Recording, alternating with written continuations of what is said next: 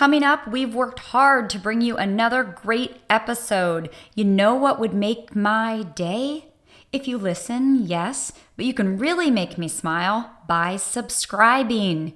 You can go to offthenose.com or on whatever platform you're using right now. They all have that little subscribe button. Go there right now, click that, and boom, happy Kelly. If that's not enough, you can like us on Facebook, follow us on Insta and Twitter. You can share the episode with your friends or colleagues. So many options to show your love. But let's just start simple and subscribe today, right now. Don't put it off. You guys rock. On today's show, we have Laura DiBenedetto, author of the newly released book, 6 Habits, as well as a lot of other things Laura has done in her life and is doing. She is going to reveal on the show what these 6 habits are. That's right, for free, you are going to hear what these 6 habits are. Did you know we are born happy and then boom, what the hell happens? Laura will explain what happens and why you should care. Are you happy? I bet you think you're happy. Let's find out how we can really be happy by living true, authentic lives. She's got the answers, 6 habits. It takes 66 days to create a new habit, and Laura is going to tell us how to do it. Time to get happy. Let's go. Gotta get it how it goes now. You gotta take it off the nose. It's off the nose. Gotta get back in control now. Let's stop believing in ourselves. It's off the nose.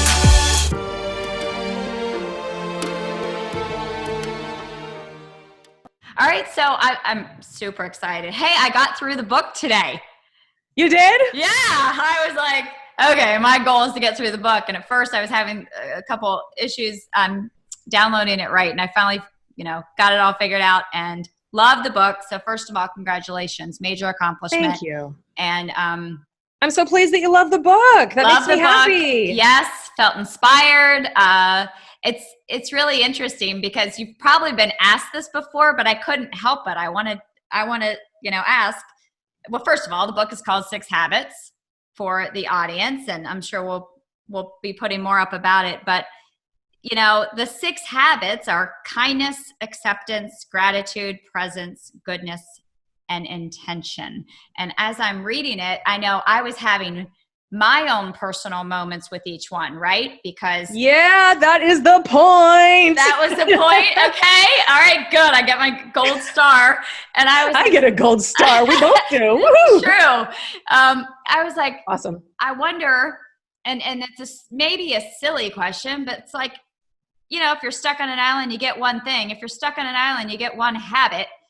What habit do you think is really the most important? Are they prioritized in the book? No, they're all actually equally important. And yeah, I'm just going to be that annoying person that says, it depends. I knew it. Sorry. Yeah. An author's got to do what an author's got to do. Wow. No, it really does depend because every person is different. And, you might be like a lot of entrepreneurs tend to be a little bit better at intention than most of the general population. So intention might be a place where someone will really want to start because they just don't naturally have that in them the way entrepreneurs do. Or you could find someone that's really having a hard time with acceptance and not in the ways they realize, but that is the biggest one for them that's holding them back. Thing is, we're all kind of talented at the habits in little ways already. It's just a matter of mastery of the habits consistently and transforming our lives so we can actually consistently create, live, be what we want. Yeah, because really you're saying the point is happiness. So the point of these 6 habits is happiness. It's not success, whatever that means. It's that's another show maybe. Subjective as well. Yes, it is, Miss Laura. That's the thing. Like I like being successful at certain things, but sometimes being successful means you just don't mess up the cookie recipe. Yeah. It doesn't mean like having all the stuff. Happiness for me I mean, you got this from the book. It's kind of like the universal thing that humans want, you know? Yes. And it almost seems like stupid to be like, Right. I want to be happy. It's like, Yeah. well, No shit. yeah, you do. And that's the point. Who doesn't want to be happy? Like, Yeah. you know, there's so much wrong in the world. It's so easy to be unhappy, and it's so easy to be messed up by what's going on. It's a noble goal to actually want to be happy. And I think when, you know, we hear little kids, oh, what do you want to do when you grow up? And they're like, I want to be happy. We laugh. Right. Instead of being like, hell yeah, little man, boom, up top. Boom. Right. Yeah. Well, and I think we almost forget that's a good goal. Yeah. Right. I don't know how to say that, but it's like, yeah, I want to have a daily intention to be happy. It doesn't just happen. Yeah. Happy's not an accident. Yeah. It's not. Right. No. But I think we assume most people, yeah, are happy, or certain things make us happy, or a marriage will make us happy, or that's externalizing happiness. Externalizing. Once right. I do the thing, then I'll be happy. If then, when, then. Yes. Versus I am now. That's it. And that's a big part of like every single one of the habits. It's, I mean, you know, you read the book, sounds like you rocketed through it, and you got some inspiration and some moments, and yes, those are good. And a lot of notes that I have to go back to. Yeah. Yay! That's good. Well, thing is, you know, like every piece of knowledge, it's only as good as the application. Yeah. You know, the book, as I'm sure you've already figured out, is really, it's designed to provide the epiphany and the beginning of the pathway. I lay out the pathway for you in like the free stuff that I encourage you to download, which if you haven't done it, you should do it, because they will make you happier and get you even closer and closer. But it's a journey like anything else. Like, you're not going to be like, oh, I want to have a $10 million company. Boom, you've got one. Right. No. Let me follow the 6 habits. Yeah. Right. Yeah. Oh, I didn't mean to interrupt. You keep going, but yeah. No, it's all good. I concluded my point. I was good. You concluded your point. Okay. I'm just excited. So cool. For the audience, you know, yes, you are an author. It didn't just happen overnight. You certainly have a story. Everybody that comes on Off the Nose has a story. And really, I want to start with that pivotal moment, because we all have our backstories. Some are, you know, sadder than others, of course. But there's that pivotal moment, and there can be lots of pivots, and I think that's even better, the more pivots you have. But you had a moment after a lot of hardship and stress that no kid should go through, which you're welcome to speak to. You speak to it in the book. But you did have a moment where you started something. You started an ad agency, I think at 18 or 19. Can you talk 19. about that moment? I mean, yeah, that would be cool to discuss. I had 14 jobs in 1 year. And, you know, I sat down with my mom to begin, because she was going to help me with my tax return. And she's like, honey, yeah, mom, you had 14 jobs in 1 year. You think you want to stay at one? No, I don't like them.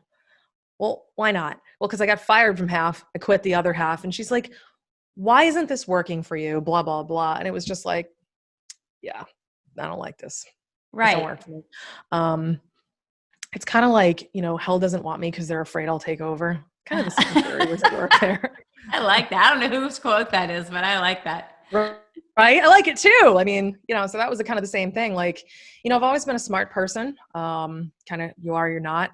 And I've always been fairly confident of my intellectual abilities. And it was very difficult for me to be 18 years old and having jobs and working for people that treated me poorly, paid me poorly, and they knew less than I did. And I had to exist in that type of structure. I was like, so basically I could run this place and I got to work for you. Yeah. And you don't even know how to wipe your own ass correctly. Right. Really?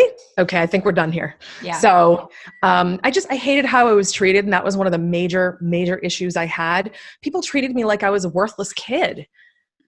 I wasn't a worthless kid. I mean, that's actually one of my favorite things to do is help young people and college students. It's still a big passion of mine. I'm not actively doing it as much just because, you know, I've transitioned careers, but like, you know, I created this awesome internship program because I remember what it was like to be treated like I was useless because I was young. Yes. And that's the thing. Young people bring tons of enthusiasm. They bring ideas, and, you know, do they make decisions bad? Sure, but adults do as well. And you know what I mean? And do they make decisions emotionally or rationally? Yes. But if you can give a young person a chance and guide them to make a decision in a really good way, they'll make a good decision the next time and the next time and the next time. And that's how you build someone. And no one ever built me and invested in me. I was like, well, you know, screw all you guys. I'm going to invest in me because I believe in me, even though you don't. Sure. And you didn't go to college, right? I did go to college. You did go to college. Okay. And with a clue, or like most of us, you know, I guess I'll go to college, and then, you know, they make it was very much a lot of that. Yeah. My mom was like, you need to go to college. I don't want to go. Too bad. Okay. Yeah. I want to eat. Which one so you want to go to? I don't care. The one that my boyfriend's going to, I guess. Exactly. Yes. Really didn't put a lot of thought into that. I mean, looking back, I could have gone to school anywhere in the world. I could have done internships globally. I could have done all sorts of awesome stuff, but I didn't want to go. So I didn't opt into deciding it. I just kind of was like begrudgingly going along with it. I went, I hated it. I left early. This is not for me. And why an ad agency? Well, marketing is one of those things, either you get it or you don't. And I just always got it. Marketing and me have always been really just intuitive, just clicks. Yeah. You know, you ever meet people that they know like 5 or 6 different languages and it's as easy as breathing to them? Yes. That is not me. Right. Not me either. Marketing. Okay. So when it comes to marketing, that is me. It's another language for me, and I understand it and I always have, and I've always been good at sales.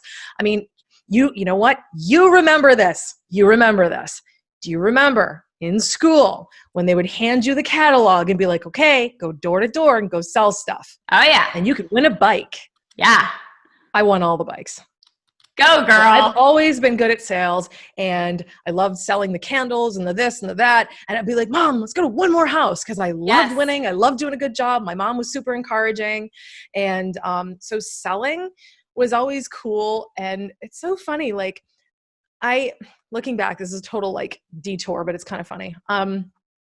Looking back, there are some homes I should not have been in as an underage person, because the things that my mother has told me since, like, oh, I remember when you came out of that one house and being like, that man didn't have any clothes on.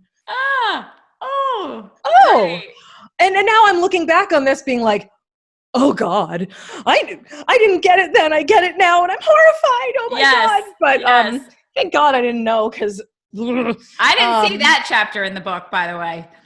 No, I didn't want to make this a horror novel. So a tale of sodomy and awful shit. Exactly. No. The Men with No Pants, chapter 6. No pants. Oh God. There was another time I walked into somebody's house, and I've always been the person that says shit you shouldn't say. And I was like, wow, I haven't cleaned in a while, huh? Yeah. Out of the mouths of babes. So, yeah. Did you sell the candle at that one? I don't remember, but I definitely, my mother fondly recalling that I basically made her age like 5 years that day. Right. I've been doing this poor woman. I don't know how she's still alive with me. You say that in the book, that it was hard for her to get pregnant, but you afterwards, you think maybe she regretted it after a few times. Especially when there was a very larger woman, Rubenesque proportions, and she was wearing flesh-colored stretch pants. And I said, Mommy, that fat lady isn't wearing any pants. Yes. And I screamed it at 3 years old in a grocery store, and my mom being horrified, oh my God, I'm so sorry. And the woman was so graceful. She's like, it's okay, dear. I am overweight. It's all right. Your daughter's so cute. And I'm like, thank you for not being a Karen. I should not have gotten away with that. I don't say shit like that anymore. See, Ever. my 17-year-old is that.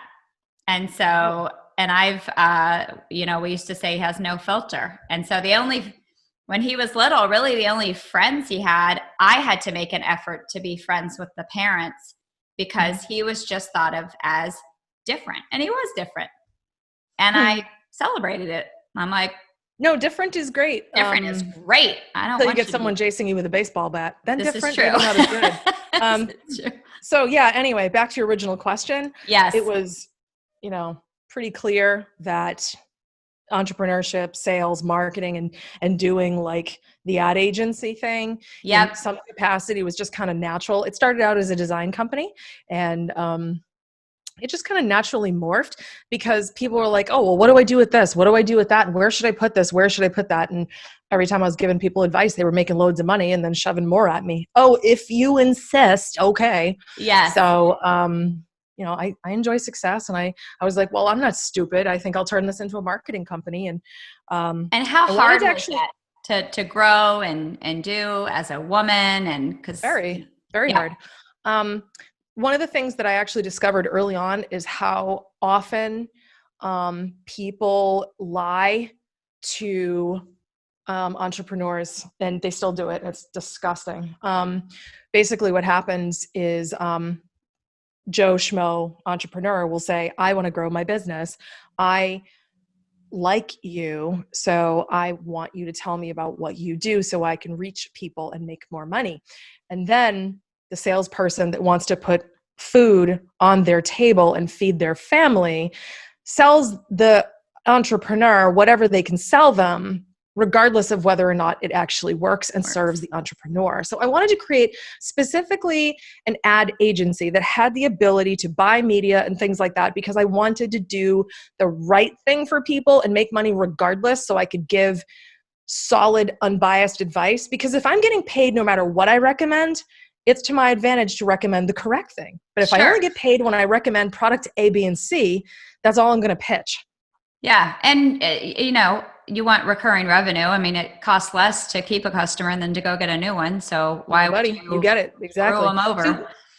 So building it, not easy. It was a lot of work. I mean, selling, being a young person in sales and business, being a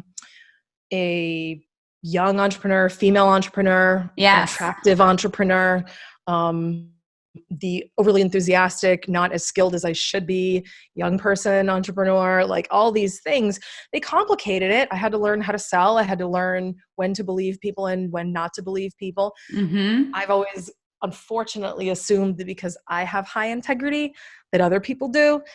And that silly girl. I know. And that is not the case, unfortunately. So, I went through some things. Had some adversity, ups and downs with business. What was, do you have a moment in that? What has it been? How many years? Since 19 years 19 years of active duty. I retired at 37. Yeah. Then my successor got cancer, so I'm back briefly just running the show so she can get better. I'm sorry to hear that. Wow. Me too. Okay. Yeah. It's horrible. You. Sucks. Do you have a moment in time, like, that you remember? That was I remember lots of different moments, but like, I'd say a notable moment was the moment I fired my first client. God, that felt awesome. Yeah. Because that was important to do. Well, it is important to do because that was the moment where I could almost feel myself stepping into a different dimension. Like, picture like the swirly, like mirrory glass, like you're actually like going through an interspace dimensional portal, because that was the moment I went from, I need you, I depend on you, I will do anything to serve you, to I have everything I need. I am in control of my own destiny. You don't control me. You need me, not the other way around. I will replace you with 5 better. Goodbye. Yes. That was an awesome moment. Is empowering. I don't remember exactly when it was. It was somewhere like 9 years in. I wish it had happened earlier. I was the young entrepreneur, also the stubborn one.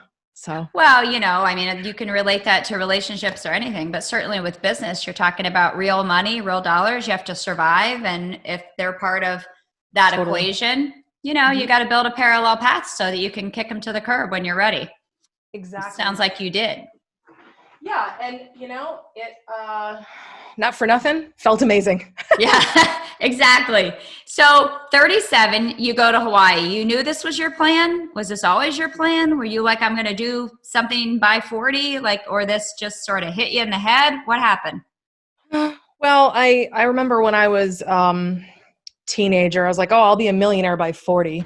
And then, you know, I for some reason, I always had this vision of like 26, you know, I'd be a homeowner, I'd be married, and I was.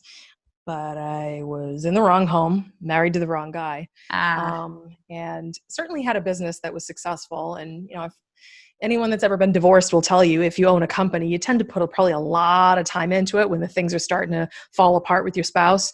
So, you know, that happened. But, you know, I always wanted to do something like this. I never thought I'd actually move to the tropics just because, you know, I love my parents very much, and being away from them is hard. I mean, candidly, last night I was bawling my eyes out because I missed him so much. You know, and I talked to my dad and he was just being his sweet, silly self. And I was like, oh, my heart aches so bad. Yeah. Well, awful. And this, with everything going on, it's just adds an extra layer to every emotion that we might feel. Yeah. Yeah. The emotions are spicier. They're pointier. They're all the things. And the gratitude is more profound, but so is the pain. And correct. I'm just grateful that my husband had open arms and I could just crawl into his armpit and soak his shirt with my tears and just let it all out. And so that was really good. But, you know, I was, so when you made that decision, go ahead. Yeah. After I retired, I came to Maui to celebrate my retirement. I was like, yay, I did it. Woohoo. You know? And I'd already really begun doing the research for the 6 habits at that point. And I was in the throes of the 90-day program that I had originally created just for myself. I think I was on day 38 when we were here, and I decided, let's do it. You know what? I've always wanted to. I no longer have to run the company full time.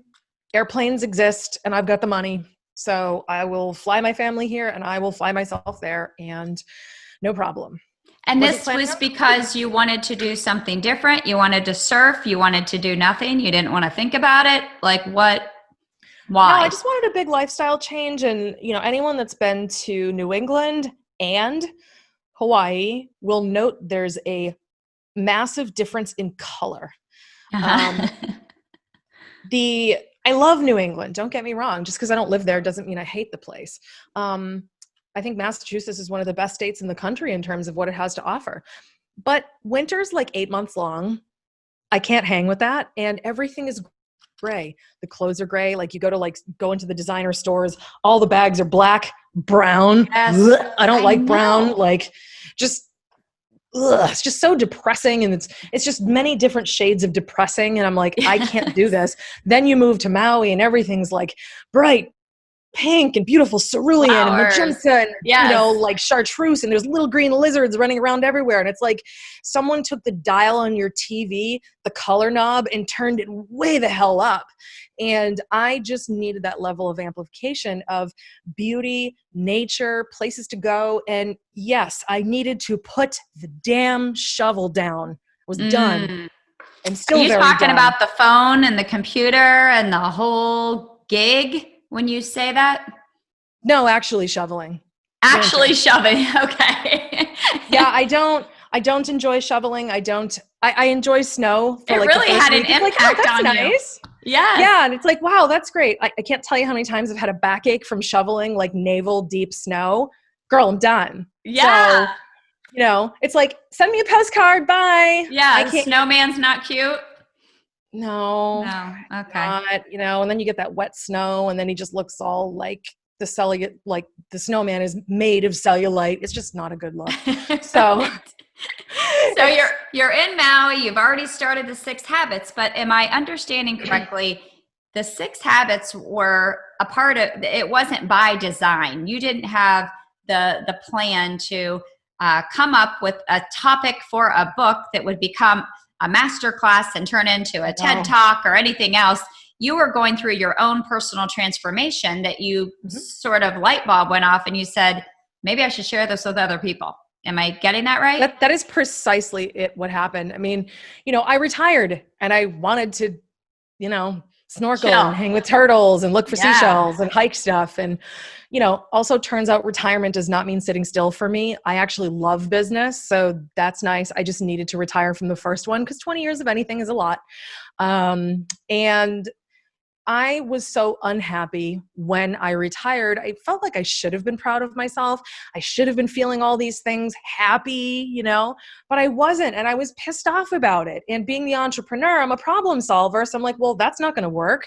I didn't work this hard to buy this big fancy house and all these, the nice car and have all the things and a fancy designer wardrobe that people would kill for. So I could sit around and be a sad, self-loathing little loser. This isn't going to work for me. So I, being the type A, was like, well, Laura, you've read all the books, you've done all the programs and the Tony Robbins this and the this one that and blah, blah, blah, but you're still unhappy. Where did things fall off the rails for you? So I just started to research, what is happiness really? What are we told it is? What is it actually? What is the pathway? And what are the things that the most happy and successful among us have in common?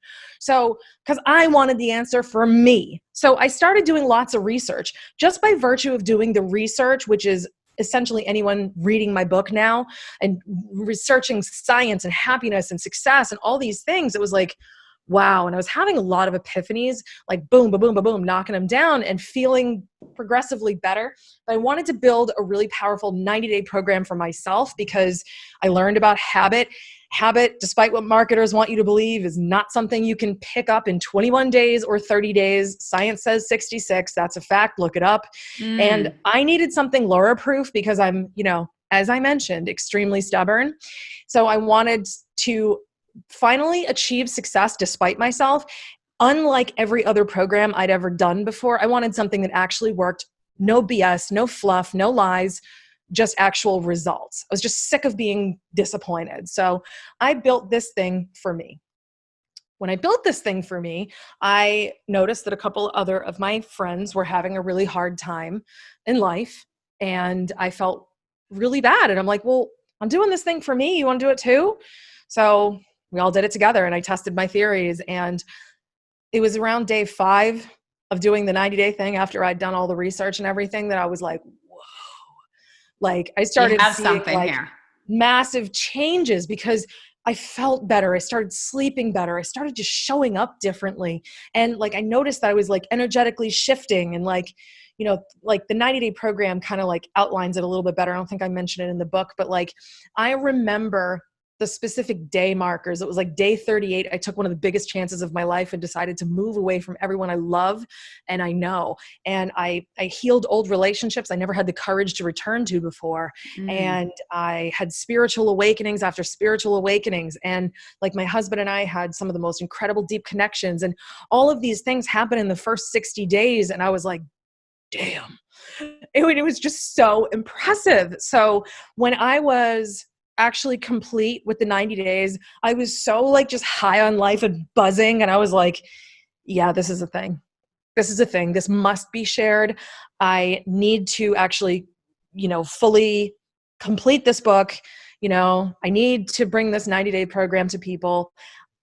If I feel this amazing, other people can feel this amazing. And, my husband did it. He changed as a person. I mean, he'll be the first one to tell you, he's got several screws loose. My husband is a really crazy, intense person. I think that was a compliment. Yeah. Well, he said to me that he needs square balls to be married to me. And I'm like, well, that's nice. I'm like, well, I am a strong cup of black coffee. I know. But he changed a lot. And the thing about him is his growth was different from mine.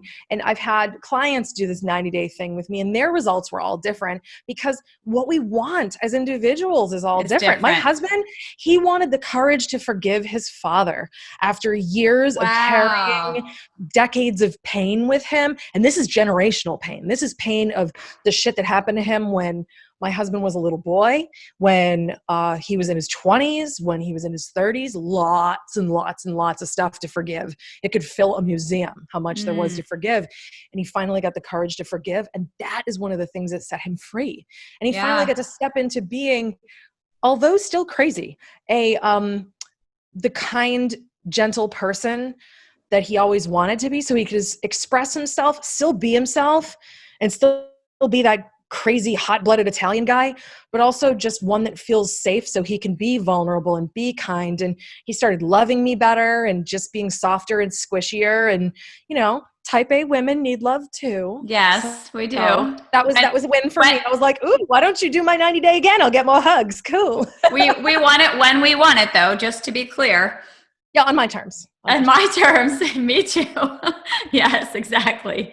So I think that's a really good point, because this isn't just about your career, your work. You know, we are obviously here for so much more than that. And a lot of the 6 habits, you know, I like how you break down a few of them very clearly. It's outside, it's others, and then it's inside, and it's yourself. So like when you talk about kindness and acceptance and gratitude, it's like, be kind to yourself and be kind to others. And so, you know, as you work through the habits, right, it's a lot of both. And probably, I don't know, I guess it's different for everybody, whether looking inside is harder or facing others is harder. I guess it's usually different for inside. everybody. Usually inside, right? Yeah. Yeah. Because usually everyone I've ever talked to, I have yet to find an exception to this, you know, focus on other people and, you know, happiness is at the bottom of that next paycheck, or when I get that promotion, or when I get married, and blah, blah, blah. And we're also socialized as a culture to externalize happiness, you know, and I don't mean culture, just the United States. I mean, just globally, we externalize success. It's very emphasized here in America. Yes. But it's also, it's kind of everywhere. Like, you know, I mean, look at Dubai. It's like a glittering, shining example of what I'm talking about. Like, yes. You know, I am more successful because my building is taller than your building. And yes. Therefore I'm finally good enough. I would say Europe, you know, Europe has, you know, isn't really on the same playing field as the US. They still value things much differently there. They do. At least my experience. Yeah. Yeah, I agree. I mean, my husband's from Italy, and I've spent a lot of time in Europe, and I love it so much, even though Americans are not welcome there currently. Yes. Can't wait to go back. But yeah, there's a lot more like traditional values and appreciation for the simple things. And I think America would really do well to return to a lot of these things. But that's where a lot of the habits of presence and goodness and gratitude really, really come home to roost. Like, you need these things in your life. And, you know, the thing about habits, my book is called The 6 Habits. It is not called The 6 Behaviors or The 6 Epiphanies. These are 6 habits. A habit is something you do unconsciously. My goal with all of this is to serve each individual person. You've read the book. You took step 1. Now go download all the free stuff that goes with it. That's step 2. If you want to go further, do step 3, which is the 90-day program. And when you master the habits, you don't think about them anymore. Yes. It's like every morning you probably make yourself like a cup of coffee, or you brush your teeth. At least I hope you brush your teeth. And, you know, we do these things, right? And we do them every day habitually because it's practically muscle memory. Right. The whole point is not to think about brushing your teeth anymore. It's to just do it. And that's your new default. And that's the point of all of this, you know? Yeah, totally. You know, one of the challenges right now, and I think especially with Corona, there's good and bad to what's been happening, but everybody's at home. Yeah. We are on social media more than ever. And I was really, really doing a lot of ahas in the goodness chapter, because goodness, and you can go through it, but there is a lot packed into that chapter. But I wanted to just talk about a couple of things. You know, it's about removing the toxins from your life, and social media can be good and bad, but my God, there's a lot of bad.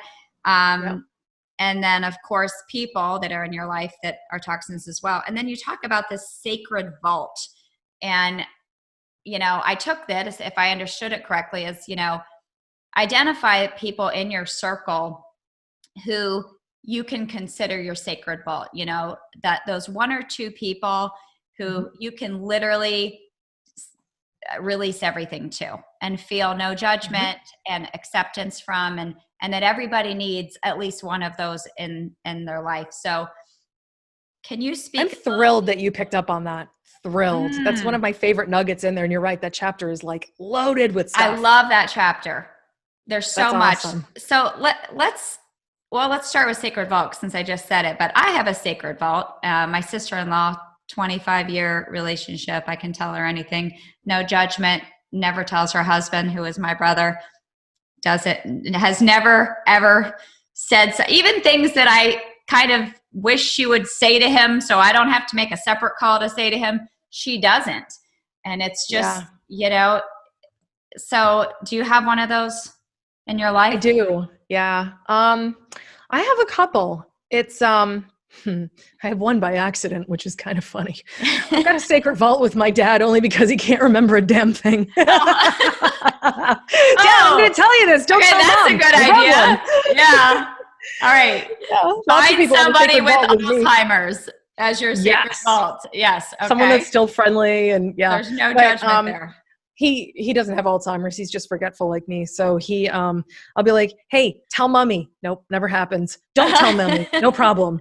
You know, and it's just kind of a joke at this point. But I've always been able to have that with my mom where I could tell her anything. And that was just kind of how they are as people, which I value. They don't tell each other things if I ask them not to, which I appreciate. Mom, I want to talk to you about something. Please don't tell daddy. Okay, no problem. Although to be fair, even if she did, he wouldn't remember anyway. Right. So what's the difference? But I also have one with my best friends, and I'm really fortunate to have 3 best friends and also my husband. And being able to have this, it's one of those things where you let people see your deep, dark, and ugly, and you see theirs. You pass no judgment. You hold love, and you expect love, and you're within a container of safety. And the thing about a sacred vault is your feelings are real. You don't need to couch them. You don't need to be like, well, you know, don't say anything, but no, you say that when you create the sacred vault, period. And, you know, the way that like I always set it up is this is vault stuff. And they'd be like, okay, cool. It's like vault stuff. And that's when they lean in, grab the tea and be like, go on. It's going to get juicy. Exactly. And it's like, you know, sometimes it could be like, girl, I'm going to kill that man. Yes. I'll be, okay, where are we going to bury the body this time? Right, okay, exactly. You know? Meanwhile, I'll bring in the gloves. Yeah. Exactly. She doesn't tell her man. You know, I don't tell anybody. She's got shit going down in her life and it just doesn't get talked about. And it's the don't tell literally a living, breathing soul thing. And usually what you have is when you have a relationship with someone and you tell them things, they always assume that their significant other is the exception to the don't tell anyone policy. Correct. The sacred vault does not allow such exception. It is literally no one. Exactly. Yay. 0 people. Yay. Yeah. We need to highlight that in the book. But yes, I agree. And I also like that both you and I, you know, neither of us mentioned a significant other as our sacred vault. And I don't know how you feel about that, but I just, there's something about, I don't know. Women, I hope have a sacred vault outside of a relationship with a man, and I don't know if that matters. It does. I mean, I actually did mention that my husband has a sacred vault with me and so on. But there's different things that go in different vaults.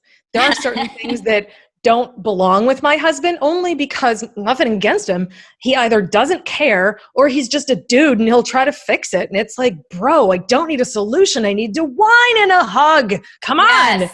You know, and I love men. I do. I love my husband. He's amazing. Stop trying to fix it. And that's the wonderful thing about women having a safe space with a really close, intimate friendship. Women, I mean, read that book, Men Are From Mars, Women Are From Venus. Yep. It's all in there. It's like, we'll commiserate and be like, oh my God, that's awful. And just let you talk. Meanwhile, I met like my husband last night, God bless him. I'm crying, soaking his t-shirt with tears. I miss my dad. He's immediately going into solutions mode. And I'm like, sweetie, I love you. We can get tickets. We can go see. Yeah. all of that. And I was like, honey, I get it. I don't need a solution right now. I just need to cry for you to rub my skin and tell me it's going to be okay and get me to stop heaving, sobbing. That's all I need. And he's like, but I want to fix it. I know, but my tears are not about you. Exactly. And when we're in a moment of need and we've got this sacred vault thing that we want to share or something to put in the vault, do you know what's really annoying?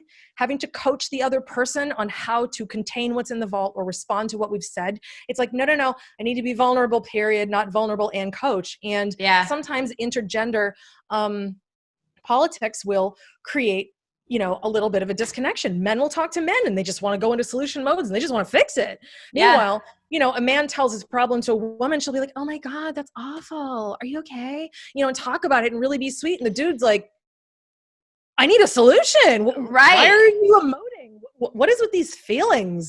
Right? It doesn't mean that women and men don't mix. We do. We just communicate differently. And, you know, like the only two male vaults I have are my dad, who, even if he did remember, wouldn't tell anybody anything anyway. He's always been the guy I could call at 3 a.m. when I'm like boohooing, I'm single, I'm never going to find a man. Yes. That happened a lot in my like 22. I don't know what you're talking about. I've never done that.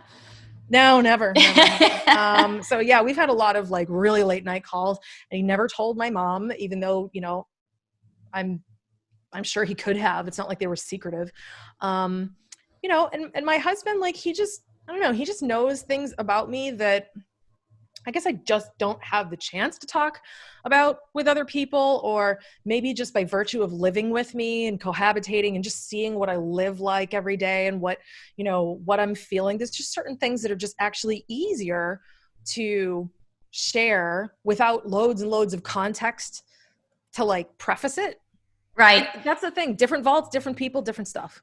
And I mean, you know, I think if we are trying to be happy and we're trying to put all our eggs in any one basket within any of these different types of habits, it's probably going to lead to unhappiness. I mean, that's part of it too. So it's okay, everybody, if you don't turn to your spouse for everything. It's okay if you don't get everything out of your career. It's supposed to be more balanced and have a lot more sources there. So how about being home right now and the toxin of the news and social media and the stresses everybody is under right now? I mean, how do we control that? How do we work on goodness right now? Well, this is straight from the CEO of a marketing company right to you. Social media and the news are not the product. You are. So just keep that in mind. They can't sell their products. They can't sell their ad space if you're not there to watch it. And they're exploiting your well-being so they can sell more stuff. And they can fatten their wallets on the back of your well-being. Just think about that. You okay with it? Probably not. I'm not. And I come from that industry, so I know exactly what it is. And I know that news is not objective anymore. And I did tell people this 20 years ago. It's not objective. It is designed to entertain. And when, people are getting infotainment all the time, it's constant dopamine hit over and over and over. You are the product. If they keep you hooked, if they keep the mouse pushing the button to keep getting the cocaine water, they will continue to come back over and over and over again. You have to recognize what's happening to you. And you have to decide, no, I'm not the product. I am not here for your exploitation. You want to get rich, do it on somebody else. It's not going to be me, because I choose me. And news, if I really need it, I will do my research to find an objective source free of BS that I can actually trust. And I will limit myself to 5 minutes a day, 10 minutes a day, 15 minutes a day. I mean, the world is on fire, so you need news. Then you've got social media. I don't like it anymore. It's just not fun. People are arguing with each other, and you give some very specific advice on social media in the book. So when people get the book, there's very specific advice on how to control that flow, where you talk about lists on Facebook and things, and to really control who's coming in. You can make social media a safe space for yourself. You can. Mm-hmm. News, less so. It requires a lot of work to create that safe environment for yourself, but it can be done. I mean, at the end of the day, you know, you are responsible for your own well-being. It's not your fault that you've been lied to. It's not your fault that you're messed up. It's not your fault that any of this happened, but it is your fault if you become aware that you are the product. You become aware that you've been lied to about what happiness is. You've been lied to about what success is supposed to look like. And you're living in accordance of making someone else happy so you can buy their stuff and be their product. Like, when you decide to have the courage to break free of all that crap and decide on your own terms what happiness looks like, what success looks like, and joy, and perhaps it doesn't include the news or social media at all, and you have the courage to be different and piss people off, that's when you will finally be choosing yourself, because that means that you are no longer choosing to live in accordance with what other people have told you to be. That goes across so many different angles. It does. Are we born happy? Yep, we are. Born happy. That's the thing. Returning, I mean, you know, you take a look at the 6 habits, and I love all of them. I really do, but they all have different, like, it's like asking me my favorite child. I know. Can't, right? But like, I love like the habit of presence, and especially as a person with ADHD, it's the one I struggle with the most. Okay. But it gets easier and easier. And the thing is, time is something that we as adults force on children. And as a result, children are discouraged from being present, and children grow up into adults that don't know how to be present anymore. Keyword being anymore. When we are distracted and sucked into our stupid glowing rectangles, be it phones or iPads or TVs or computers and working, whatever, we're missing out on our lives. We're missing out on the people we love, and they're missing out on us. And we're not getting to enjoy the absolute sensual love of like the wind playing with our hair. It's such an exhilarating feeling if you actually just stop to live it. You know, we're so used to stuff. And, you know, thing is, we all learn things. My mom used to say to me, you're beautiful, you're smart, you know, you're such a kind little girl, blah, blah, blah. And that's nice. But the way my mom treated herself was very different. And I learned what she did. So as a result, I grew up to be on a permanent diet, just the way mom was, believing that if I was ever daring to be 5 pounds overweight, I was insufficient and not good enough. And that there was something horribly wrong with me if I had extra fat in my butt. You know, I had to look a certain way, always had to have makeup on. Don't you dare leave the house without it, because these are the rules my mom received from her mother. Yeah. Right? And that's the mother wound. Google it, check it out. It's a deep rabbit hole. I don't have time for that right now, but it's really, really life-changing when you start to look into the mother wound. Bethany Webster writes a lot about it. And that's like the kindness thing and the acceptance thing. They're sisters. They go together. Kindness and acceptance. They're like two sides of the same coin, but different enough that they needed their own chapters and approach. Because, you know, as you noted, acceptance is how you feel about yourself. Kindness is how you treat yourself. It's love in action versus just the sentiment of love. So, you know, like we arrive into life. Like, think about it. What are babies? They're fascinated by their toes. They're delighted by what's around them. They don't have any object permanence. They have no idea about time. They have no idea about anything other than, this is fun. Yeah. You know? Wow, I've got this neat body. You notice how little boys are so excited. Oh boy, I have a penis. Woohoo! You know, like, and you know, as adults, don't do that. Don't do that. And you know, okay, we need to put shoes on now, and we need to do this. And society constrict. Correct. Yes. And, you know, when you create a civilization, there are rules and constructions of ideas and things that we need so we can all kind of collectively create a culture, right? Except these things happen at the expense of the things that we were born with that actually set us up to be the most successful and happy. And the thing is, if anyone really craves material wealth, material success, you're going to have it because you're happy, not the other way around. You're going to manifest money like you've never seen before when you are happy first, because you just show up differently. You know what I'm saying?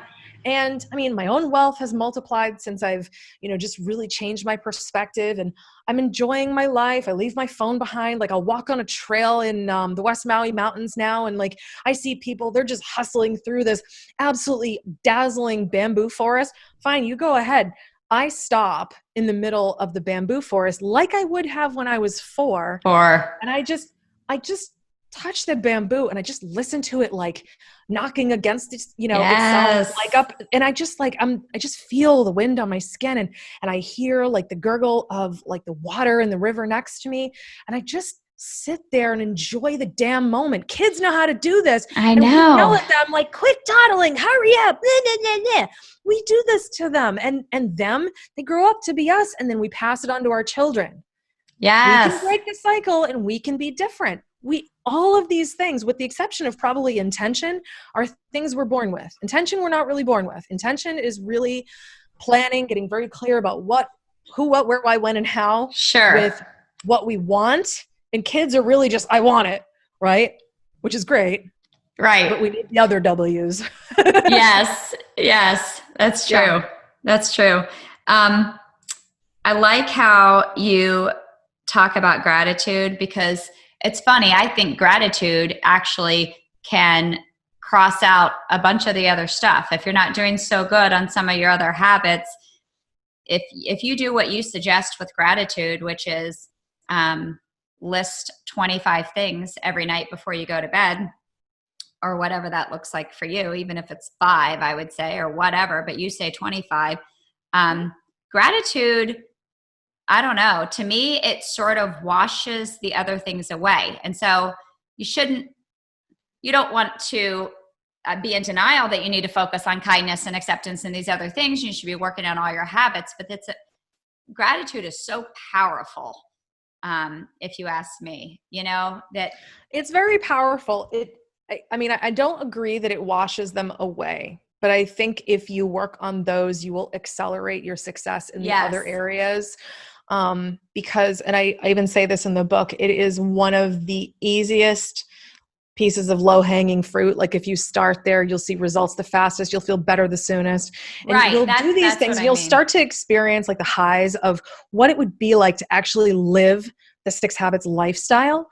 Because it's not a book. It's not a 90-day program. Yes, I have these things, but they're all facilitative tools to help you master your life. That's the point. Right? It's not the habits. The habits are simply a means to an end. But once you acquire the behaviors, and these are things that you are in the habit of doing, I think it's really largely helpful for people, especially now, to begin with gratitude, because it requires the least skill. Yes. It's such a great, first beginner step, because almost everybody can do it. Although I've worked with some clients who really, really struggled to really get clear about how to do it. And they would just list off the stuff they have that they like. Gratitude is quite different. Yeah. So what I don't want to do is give away everything that's inside the book. But no. One thing that's really important is there's 3 different styles of gratitude. There's just, being grateful for, the basics, which is your body and your physical existence, which we always forget to do. How many times have you ever listed off, I'm so grateful for fingers and hands that have been writing for me my whole life and typing things, and thumbs that have learned the Apple keyboard? Have you ever done that? Perhaps not. And people forget those things. And, we forget to be grateful for pain, and we forget to be grateful for the really big stuff. And gratitude is awesome. Such a huge fan, obviously. But it's so much more than just what went right today. What do I like in my life that I have? It's not an inventory of what's cool. Right. Huh? It's not even just an inventory of your family. I've been in several situations where we go around and say our gratitude, and I guess I'm judging, but you hear people say, oh, I'm grateful for my, incredible wife and my 2 kids, and to be here together. Yep. And it's not a judgment. You say it, Laura. I don't want to say it. No, it's fine. I'm used to being the one under the bus. It's fine. It's not trying. It's going for the lowest hanging fruit. And it's just like, I'm not putting any effort into this, because if you're married to the person, I hope you're grateful for them. Otherwise, what are you there for? You know, like, what would happen if you were to look for different things? What would happen when you put a lot of effort into it and, like, you know, it got uncomfortable? I remember a friend of mine who did this 90-day thing with me. He's like, oh, I can't do like all these things. I'm like, yeah, you can. Just try, dig. And I prefaced it, this is not going to be easy at first, but once you get going, you'll build up some momentum, and then you'll start looking. And the thing is not to just go for like the quick, easy one and be like, move on. That's not life-changing. The life-changing is in the looking, you know, and that's what we're all called to do when it comes to gratitude, kindness, acceptance, presence, goodness, or intention. Like, we have to do the work. I mean, you know, I know we're running out of time here, and I would say that would be one of the most important things I'd want people to take away from this as they're listening to this. I'm happy to tell you what all the 6 habits are all day long, but that's not nearly enough. You have to do the work, and you have to decide that you finally want to love yourself enough to break free of what other people told you success and happiness are, and have the courage to define it on your own terms and have it. Yeah, and find a sacred vault. Start working on a sacred vault, because you need that even to get through the 90-day program. It just would be lovely to be able to turn to somebody that you could say, this is freaking hard, because I don't like what I'm seeing. I don't like what I'm seeing. Right. Yeah, I mean, it's hard for me to pick out one piece of advice, but I'm really excited that one resonated with you. It's funny, I've done a lot of podcast interviews. No one has brought that up to me until today. So I love that you brought that up. Thank you. Well, I hope everybody gets the book. It's life altering, and they find their secret vault. Because if we all have one of those, man, we could accomplish a lot. Yeah, we can. It was great talking with you, Laura. Aloha. Yeah, be safe. Be well. Too. Be healthy. Go, Dad. Yeah. Okay. Hopefully no tears tonight. No, hopefully not. Yeah, it's hard being away from my parents, but here's me living my habits. I'm so grateful that technology exists, that I can video chat with them whenever I want. I'm grateful he's always up late. So when I call and it's 2 a.m. for him, hi, Daddy. Hey, Bug, what's going on? Oh, hey, Bug. Aww. Love Bug. Oh, I love that. Love Bug. Sweetheart.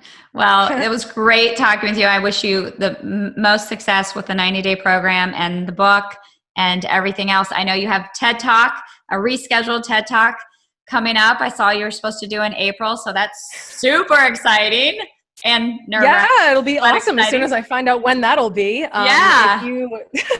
If you end up going to the6habits.com, you'll be able to actually find out basically when I do. Oh, okay. When the TED Talk is going to be. I'll send you a note. Yeah. Yeah. Okay. But yeah, I've actually started to develop a bunch of people have opted in to my list, so I can let them know when it's going to be, and you can get the book through there and the 90-day through there, and heck, you can even email me through there. I love talking. Very exciting. Awesome. Continued success and happiness, Yay. Laura. Absolutely. Thank you so much. I love chatting with you. Take care. I love meeting you. It was great. Aloha. Aloha. Better change up your perspective. It's something new.